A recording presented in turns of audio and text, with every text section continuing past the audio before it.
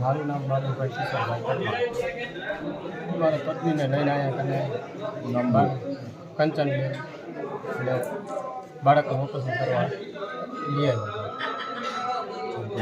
સરકારી દવાખાને બાળકનું ઓપરેશન કરવા લઈ આવ્યા. શું થયું તું?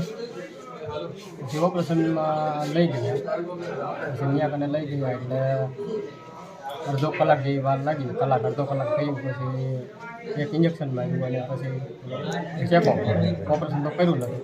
તો પછી ત્યાં કનથી જાણવામાં આવ્યું કે આવી હૃદય બેસી અથવા તો બીપી લો એટલે એમ કરીને ભાનુબેન અમે હું તો બહાર હતો અને એકને ભાનુબેન એમની હારે હતા. પછી એમની બહાર લઈને આવ્યા. મેં ભાનુબેનને પૂછ્યું ભાનુબેન શું થયું?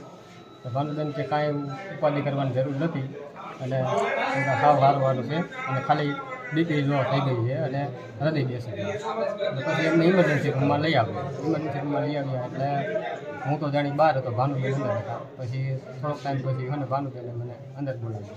એટલે ભાનુબેને કીધું કે આમને છે ને પછી બહાર મને બોલાવ્યું પછી કીધું કે અમને છે ને વધારે પડતું ઇમરજન્સી છે એટલે કે હને રાજકોટમાં સુરેન્દ્રનગર લઈ જવા પડશે. પણ વોક તો હને થઈ ગયેલા જ હતા પહેલાં.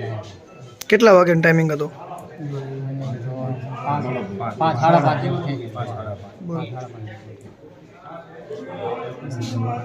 પછી મારા કાકાને ફોન કર્યા એટલે મારા કાકાની બધા આવી ગયો. તે પછી બાબુભાઈ પરમારે મને